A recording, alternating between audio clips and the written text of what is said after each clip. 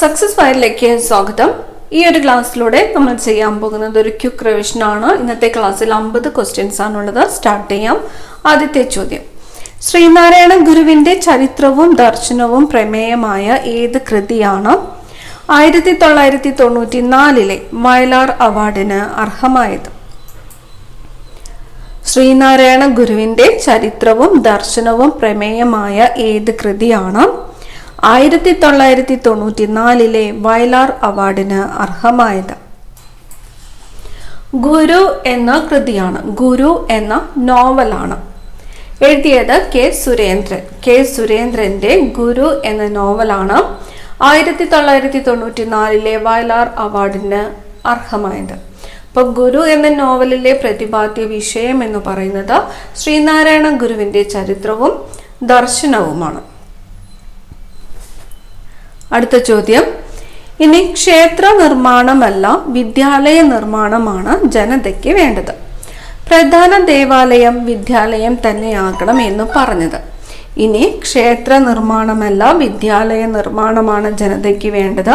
പ്രധാന ദേവാലയം വിദ്യാലയം തന്നെയാകണമെന്ന് പറഞ്ഞത് ആരാണ്? ശ്രീനാരായണ ഗുരുവാണ്. ശ്രീനാരായണ ഗുരു. ബ്രിട്ടീഷ് ഇന്ത്യൻ അസോസിയേഷന്റെ ആദ്യ സെക്രട്ടറി. ബ്രിട്ടീഷ് ഇന്ത്യൻ അസോസിയേഷന്റെ ആദ്യത്തെ സെക്രട്ടറി ആരായിരുന്നു?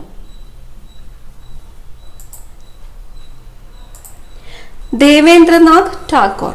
ദേവേന്ദ്രനാഥ് ടാഗോർ ആയിരുന്നു ബ്രിട്ടീഷ് ഇന്ത്യൻ അസോസിയേഷന്റെ ആദ്യത്തെ സെക്രട്ടറി. ബ്രിട്ടീഷ് ഇന്ത്യൻ അസോസിയേഷന്റെ ആദ്യത്തെ സെക്രട്ടറി ആയിരുന്നത് ദേവേന്ദ്രനാഥ് ടാഗോർ. വയലാർ അവാർഡിന് അർഹമായ ആദ്യ കാവ്യ സമാഹാരം. വയലാർ അവാർഡിന് അർഹമായ ആദ്യത്തെ കാവ്യ സമാഹാരമാണ് മകരക്കൊയ്ത്ത്. വയലാർ അവാർഡിന് അർഹമായ ആദ്യത്തെ കാവ്യ സമാഹാരം ഏത് എന്ന് ചോദിച്ചാൽ ഏതാണ്? മകരക്കൊയ്ത്താണ്. കുടുംബശ്രീ ആരംഭിച്ച സമയത്തെ കേരള മുഖ്യമന്ത്രി ആരായിരുന്നു? കുടുംബശ്രീ ആരംഭിച്ച സമയത്തെ കേരള മുഖ്യമന്ത്രി ആരായിരുന്നു? ഇ.കെ. നായനാർ ആയിരുന്നു. ഇ.കെ. നായനാർ. കുടുംബശ്രീ ആരംഭിച്ച സമയത്തെ കേരള മുഖ്യമന്ത്രിയായിരുന്നത് ഇ.കെ. നായനാർ. എല്ലാ വർഷവും ലോക മുലയൂട്ടൽ വാരമായി ആചരിക്കുന്ന കാലയളവ്.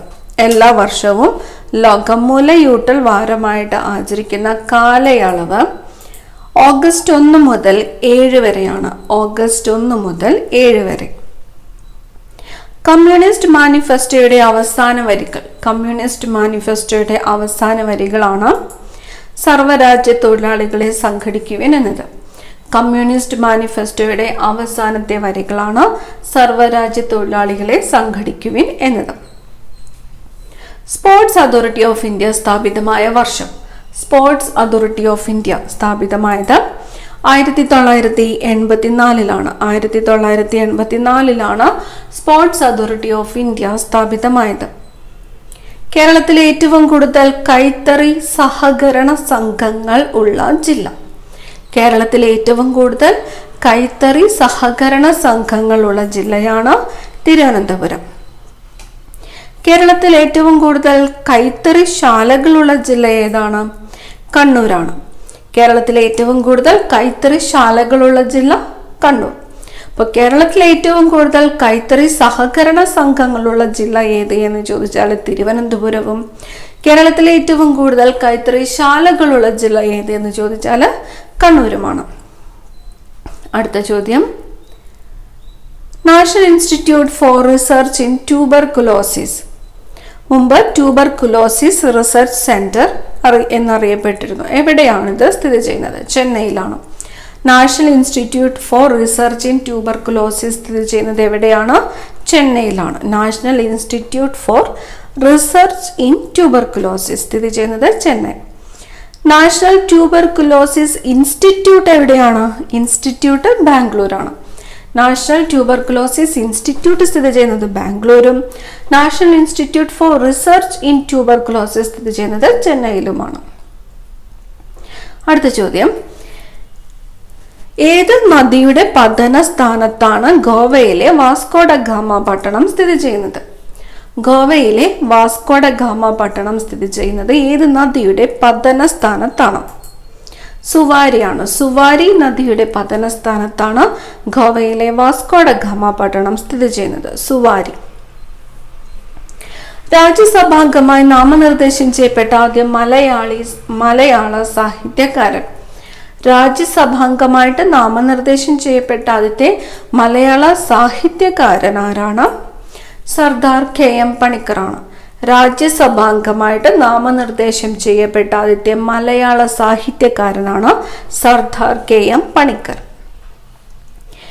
NK ദേശം ആരുടെ തൂലികാനാമമാണ്? NK ദേശം എന്നത് ആരുടെ തൂലികാനാമമാണ്? N കുട്ടിക്കൃഷ്ണപിള്ള. N കുട്ടിക്കൃഷ്ണപിള്ളയുടെ തൂലികാനാമമാണ് NK ദേശം എന്നത്. NK ദേശം എന്നറിയപ്പെടുന്നത് ആരാണ്? N കുട്ടിക്കൃഷ്ണപിള്ളയാണ്. N കുട്ടിക്കൃഷ്ണപിള്ള. ഹാൻഡെക്സിന്റെ Kerala state handloom weavers cooperative society limited. ഹാൻഡെക്സിന്റെ ആസ്ഥാനം തിരുവനന്തപുരമാണ്. ഹാൻഡെക്സ് Kerala state handloom weavers cooperative society ലിമിറ്റഡിന്റെ ആസ്ഥാനം തിരുവനന്തപുരം. ഹാൻവീവിന്റെ Kerala state handloom development corporation limited. ഹാൻവീവിന്റെ ആസ്ഥാനം കണ്ണൂരാണ്. ഹാൻവീവിന്റെ ആസ്ഥാനം കണ്ണൂർ. ഹാൻഡെക്സിന്റെ ആസ്ഥാനം തിരുവനന്തപുരം. കേരളത്തിലെ ആദ്യത്തെ ബാലസൗഹൃദ ജില്ല ഏതാണ്? കേരളത്തിലെ ആദ്യത്തെ ബാലസൗഹൃദ ജില്ല ഇടുക്കി ജില്ലയാണ്. കേരളത്തിലെ ആദ്യത്തെ ബാലസൗഹൃദ ജില്ലയാണ് ഇടുക്കി ജില്ല. കനലെരിയും കാലം എന്ന ആത്മകഥ ആരുടേതാണ്? കനലെരിയും കാലം എന്ന ആത്മകഥ മേരി ജോൺ കൂത്താട്ടുകുളം. കനലെരിയും കാലം എന്ന ആത്മകഥ ആരുടേതാണ്? മേരി ജോൺ കൂത്താട്ടുകുളം. ഇന്ത്യ എഡ്യൂസാറ്റ് വിക്ഷേപിച്ച തീയതി. ഇന്ത്യ എഡ്യൂസാറ്റ് വിക്ഷേപിച്ച തീയതി 2004 സെപ്റ്റംബർ 20. 2004 സെപ്റ്റംബർ 20 ഇന്ത്യ എഡ്യൂസാറ്റ് വിക്ഷേപിച്ച തീയതി. 2004 സെപ്റ്റംബർ 20 ഇന്ത്യ എഡ്യൂസാറ്റ് വിക്ഷേപിച്ച തീയതി. വളർച്ചാ വൈകല്യങ്ങളുടെ ചികിത്സയ്ക്ക് ഉപയോഗിക്കുന്ന പ്രോട്ടീൻ ഹോർമോൺ. വളർച്ചാ വൈകല്യങ്ങളുടെ ചികിത്സയ്ക്ക് ഉപയോഗിക്കുന്ന പ്രോട്ടീൻ ഹോർമോണാണ് സൊമാറ്റോട്രോപിൻ. സൊമാറ്റോട്രോപിൻ ആണ് വളർച്ചാ വൈകല്യങ്ങളുടെ ചികിത്സയ്ക്ക് ഉപയോഗിക്കുന്ന പ്രോട്ടീൻ ഹോർമോൺ. സൊമാറ്റോട്രോപിൻ. മഹൽവാരി നികുതി സമ്പ്രദായം 1822 വടക്കു പടിഞ്ഞാറൻ പ്രവിശ്യയിൽ നടപ്പിലാക്കിയതാരാണ്? മഹൽവാരി നികുതി സമ്പ്രദായം 1822 വടക്കു പടിഞ്ഞാറൻ പ്രവിശ്യയിൽ നടപ്പിലാക്കിയത് ഹോൾട്ട് മക്കൻസി ആണ്. Holt Mackenzie. ഏത് മൂലകത്തിന്റെ അയിരാണ് പിച്ച് ബ്ലെൻഡ്? പിച്ച് ബ്ലെൻഡ് ഏത് മൂലകത്തിന്റെ അയിരാണ്? യുറേനിയമാണ്. യുറേനിയത്തിന്റെ അയിരാണ് പിച്ച് ബ്ലെൻഡ്. യുറേനിയം. കാളിദാസന്റെ മേഘദൂതം മേഘഛായ എന്ന പേരിൽ മലയാളത്തിലേക്ക് മൊഴിമാറ്റം നടത്തിയതാര്?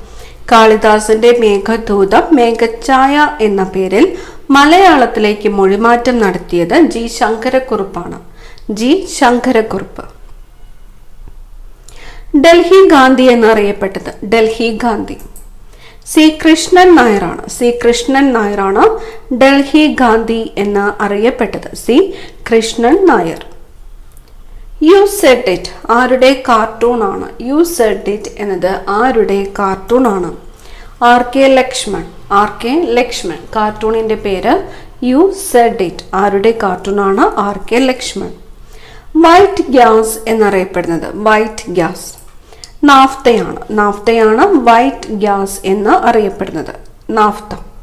സ്വതന്ത്ര ഇന്ത്യയിൽ സിവിൽ സർവീസ് പരീക്ഷ പാസ്സായ ആദ്യത്തെ വനിത. സ്വതന്ത്ര ഇന്ത്യയിൽ സിവിൽ സർവീസ് പരീക്ഷ പാസ്സായ ആദ്യത്തെ വനിതയാണ് CB മുത്തമ്മ. CB മുത്തമ്മ. സ്വതന്ത്ര ഇന്ത്യയിൽ സിവിൽ സർവീസ് പരീക്ഷ പാസ്സായ ആദ്യത്തെ വനിത CB മുത്തമ്മ. ഇന്ത്യയിലെ ആദ്യത്തെ വനിതാ IAS ഓഫീസർ. ഇന്ത്യയിലെ ആദ്യത്തെ വനിതാ IAS ഓഫീസർ അന്ന രാജം ജോർജാണ്. പിൻകാലത്ത് അന്ന മൽഹോത്ര എന്നറിയപ്പെട്ടതും അന്ന രാജം ജോർജാണ് ഇന്ത്യയിലെ ആദ്യത്തെ വനിതാ IAS ഓഫീസർ. ആദ്യ മലയാളി വനിതാ IAS ഓഫീസറോ അന്ന രാജം ജോർജ് തന്നെയാണ്. തമിഴ്നാട് കേഡറിൽ. ആദ്യ മലയാളി വനിതാ IAS ഓഫീസർ അന്ന രാജം ജോർജ്. ഇന്ത്യയിലെ ആദ്യത്തെ വനിതാ IAS ഓഫീസർ എന്ന് ചോദിച്ചാലും അന്ന രാജം ജോർജ്. യൂണിവേഴ്സൽ പോസ്റ്റൽ യൂണിയന്റെ ഔദ്യോഗിക ഭാഷ. യൂണിവേഴ്സൽ പോസ്റ്റൽ യൂണിയന്റെ ഔദ്യോഗിക ഭാഷയാണ് ഫ്രഞ്ച്. യൂണിവേഴ്സൽ പോസ്റ്റൽ യൂണിയന്റെ ഔദ്യോഗിക ഭാഷ ഫ്രഞ്ച്. ഒരുമ എന്ന പേരിലുള്ള ബില്ലിംഗ് സോഫ്റ്റ്വെയർ ഉപയോഗിക്കുന്ന സ്ഥാപനം. ഒരുമ എന്ന പേരിലുള്ള ബില്ലിംഗ് സോഫ്റ്റ്വെയർ ഉപയോഗിക്കുന്നത് KSEB ആണ്. KSEBയുടെ ബില്ലിംഗ് സോഫ്റ്റ്വെയറിന്റെ പേരാണ് ഒരുമ. പൊതു താൽപര്യ ഹർജികളുടെ മാതാവ് എന്ന് അറിയപ്പെടുന്നത്. പൊതു താൽപര്യ ഹർജികളുടെ മാതാവ് എന്ന് അറിയപ്പെടുന്നത് പുഷ്പകപില ഹിംഗോറാണിയാണ്. പുഷ്പകപില ഹിംഗോറാണി 1979 സുപ്രീം കോടതിയിൽ ആദ്യത്തെ പൊതു താൽപര്യ ഹർജി ഫയൽ ചെയ്തു. പൊതു താൽപര്യ ഹർജികളുടെ മാതാവ് എന്നറിയപ്പെടുന്നത് പുഷ്പകപില ഹിംഗോറാണി. 1979 സുപ്രീം കോടതിയിൽ ആദ്യത്തെ പൊതു താൽപര്യ ഹർജി ഫയൽ ചെയ്തു. പുഷ്പകപില ഹിംഗോറാണി. കുട്ടികളിലെ പ്രമേഹ രോഗം തടയുന്നതിനായി കേരള സോഷ്യൽ സെക്യൂരിറ്റി മിഷൻ ആവിഷ്കരിച്ച പദ്ധതി. കുട്ടികളിലെ പ്രമേഹ രോഗം തടയുന്നതിനായിട്ട് കേരള സോഷ്യൽ സെക്യൂരിറ്റി മിഷൻ ആവിഷ്കരിച്ച പദ്ധതിയാണ് മിഠായി. പദ്ധതിയുടെ പേര് മിഠായി. എന്തിനു വേണ്ടിയിട്ടാണ്? കുട്ടികളിലെ പ്രമേഹ രോഗം തടയുന്നതിനായിട്ട്. MT വാസുദേവൻ നായരുടെ ഏത് നോവലിലെ കഥാപാത്രമാണ് അപ്പുണ്ണി? അപ്പുണ്ണി എന്നത് MT വാസുദേവൻ നായരുടെ ഏത് നോവലിലെ കഥാപാത്രമാണ്? നാലുകെട്ട്. നാലുകെട്ട് എന്ന MT വാസുദേവൻ നായരുടെ നോവലിലെ കഥാപാത്രമാണ് അപ്പുണ്ണി. നാലുകെട്ട് ആരുടെ നോവലാണ്? MT വാസുദേവൻ നായർ. ഇടനാട്ടിൽ പ്രധാനമായും കാണപ്പെടുന്ന മണ്ണിന്. ഇടനാട്ടിൽ പ്രധാനമായിട്ടും കാണപ്പെടുന്നത് ലാറ്ററൈറ്റ് മണ്ണാണ്. ഇടനാട്ടിൽ പ്രധാനമായിട്ടും കാണപ്പെടുന്ന മണ്ണിനം ഏതാണ്? ലാറ്ററൈറ്റ് മണ്ണ്. ഒളപ്പമണ്ണ് എന്ന തൂലികാനാമത്തിൽ അറിയപ്പെട്ടതാരാണ്? ഒളപ്പമണ്ണ് സുബ്രഹ്മണ്യൻ നമ്പൂതിരിപ്പാടാണ്.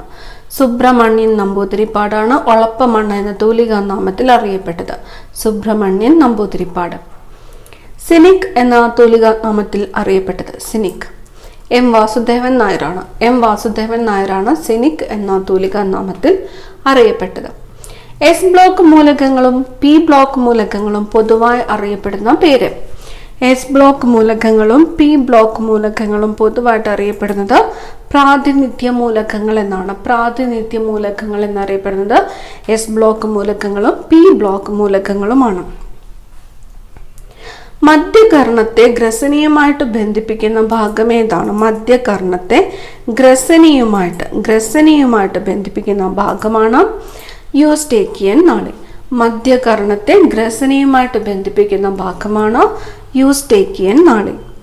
എനിക്ക് ശേഷം പ്രളയം എന്ന് പറഞ്ഞതോ? എനിക്ക് ശേഷം പ്രളയം എന്ന് പറഞ്ഞത് ലൂയി 15 ലൂയി 15 എനിക്ക് ശേഷം പ്രളയം എന്ന് പറഞ്ഞത്. ഏതു വർഷം പെരിയാറിലുണ്ടായ വെള്ളപ്പൊക്കമാണ് കൊടുങ്ങല്ലൂർ തുറമുഖത്തിന്റെ നാശത്തിന് കാരണമായത്? കൊടുങ്ങല്ലൂർ തുറമുഖത്തിന്റെ നാശത്തിന് കാരണമായ വെള്ളപ്പൊക്കം ഉണ്ടായത് ഏത് വർഷമാണ്? 1341. 1341. പ്രേരക ആവേഗങ്ങൾ സുഷുമ്നയിൽ നിന്ന് പുറത്തു പോകുന്നത് എന്തിലൂടെയാണ്? പ്രേരക ആവേഗങ്ങൾ സുഷുമ്നയിൽ നിന്ന് പുറത്തു പോകുന്നത് വെൻട്രൽ റൂട്ടിലൂടെയാണ്. Ventral root. ഒരു മൃഗത്തിന്റെയോ സൂക്ഷ്മജീവിയുടെയോ സസ്യത്തിന്റെയോ സ്വാഭാവിക ഭവനത്തെ എന്തു പേരിൽ വിളിക്കുന്നു? ഒരു മൃഗത്തിന്റെയോ സൂക്ഷ്മജീവിയുടെയോ സസ്യത്തിന്റെയോ സ്വാഭാവിക ഭവനത്തെ എന്തു പേരിൽ വിളിക്കുന്നു? ആവാസ കേന്ദ്രം. ഹാബിറ്റാറ്റ്. ഒരു മൃഗത്തിന്റെയോ സൂക്ഷ്മജീവിയുടെയോ സസ്യത്തിന്റെയോ സ്വാഭാവിക ഭവനത്തെ വിളിക്കുന്നതാണ് ആവാസ കേന്ദ്രം. ആറളം വന്യജീവി സങ്കേതത്തിനുള്ളിലായി സ്ഥിതി ചെയ്യുന്ന വെള്ളച്ചാട്ടം. ആറളം വന്യജീവി സങ്കേതത്തിനുള്ളിലായിട്ട് സ്ഥിതി ചെയ്യുന്ന വെള്ളച്ചാട്ടം മീൻമുട്ടി വെള്ളച്ചാട്ടമാണ്. മീൻമുട്ടി വെള്ളച്ചാട്ടം ഏത് വന്യജീവി സങ്കേതത്തിനുള്ളിലാണ് സ്ഥിതി ചെയ്യുന്നത്? ആറളം വന്യജീവി സങ്കേതത്തിലാണ്. ആറളം വന്യജീവി സങ്കേതത്തിനുള്ളിലായിട്ട് സ്ഥിതി ചെയ്യുന്ന വെള്ളച്ചാട്ടം ഏതാണ്? മീൻമുട്ടി വെള്ളച്ചാട്ടം. ശ്വസനത്തിന് ശേഷം പുറത്തുവിടുന്ന വായുവിലെ കാർബൺ ഡൈ ഓക്സൈഡിന്റെ അളവ് എത്ര %? ശ്വസനത്തിന് ശേഷം പുറത്തുവിടുന്ന വായുവിലെ കാർബൺ ഡൈ ഓക്സൈഡിൻ്റെ അളവ് 4 മുതൽ 5% വരെയാണ്. 4 മുതൽ 5%. ശ്വസനത്തിന് ശേഷം പുറത്തുവിടുന്ന വായുവിലെ നൈട്രജന്റെ അളവ് എത്രയാണ്? നൈട്രജൻ 78% നൈട്രജനാണ്. 78% നൈട്രജൻ. അടുത്ത ചോദ്യം, പോളിയോ തുള്ളി മരുന്നിന്റെ ഉപജ്ഞാതാവ്. പോളിയോ തുള്ളി മരുന്നിന്റെ ഉപജ്ഞാതാവ് ആൽബർട്ട് സാബിൻ. പോളിയോ തുള്ളി മരുന്നിന്റെ ഉപജ്ഞാതാവ് ആരാണ്? Albert Sabin. പോളിയോ വാക്സിൻ കണ്ടുപിടിച്ചത് ആരാണ്? ജോനാസ് സാൽക്കാണ്. അപ്പോൾ പോളിയോ തുള്ളി മരുന്നിന്റെ ഉപജ്ഞാതാവ് ആരെയെന്ന് ചോദിച്ചാൽ ആൽബർട്ട് സാബിൻ ആണ്. പോളിയോ വാക്സിൻ കണ്ടുപിടിച്ചത് ആരെയെന്ന് ചോദിച്ചാൽ ജോനാസ് സാൽക്കാണ്. Jonas Salk. അവസാനത്തെ ചോദ്യം, ചേസിംഗ് ദ മൺസൂൺ എന്ന പുസ്തകം രചിച്ചത് ആര്? ചേസിംഗ് ദ മൺസൂൺ എന്ന പുസ്തകം രചിച്ചത് അലക്സാണ്ടർ ഫ്രേറ്റർ ആണ്. അലക്സാണ്ടർ ഫ്രേറ്റർ. ചേസിംഗ് ദ മൺസൂൺ എന്ന പുസ്തകം രചിച്ചത് ആരാണ്? അലക്സാണ്ടർ ഫ്രേറ്റർ. കൂടുതൽ പ്രധാനപ്പെട്ട ക്വസ്റ്റ്യൻസുമായി അടുത്ത ക്ലാസ്സിൽ കാണാം. Thank you.